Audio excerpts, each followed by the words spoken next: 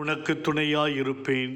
தெய்வமே, தெய்வீக துணை உம்மை நம்பின எல்லோருக்கும் கிடைத்தது.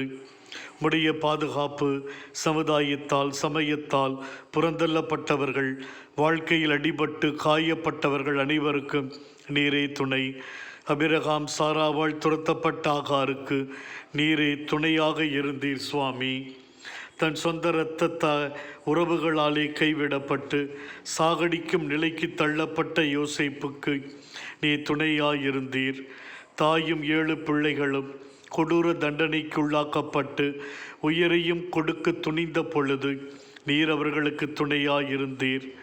தன்னை மக்கள் கூட்டத்தினிடையே மறைத்து கொண்டு இரத்தப்போக்கு நோய் ஆண்டவரின் ஆடையின் விளிம்பை தொட்டால் நலம் பெற முடியும் என்று நம்பின பெண்ணுக்கு நீ துணையாயிருந்தீர்.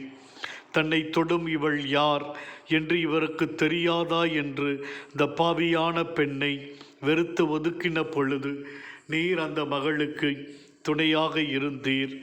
ஆண்டவரே, எங்களுடைய வாழ்க்கையிலும் நாங்களும் கவலையில் வாடுகின்ற, நோயில் போராடுகின்ற, தனிமையில் தத்தளிக்கின்ற, பொருளாதார நெருக்கடியில் சிக்கி தவிக்கின்ற, பாவ பழக்கத்திலே விழுந்து கிடக்கிற மக்களுக்கு நாங்கள் துணையாய் இருக்கவும் ஒரு நம்பிக்கை அவர்களுக்கு கொடுத்து வாழச் செய்யும்.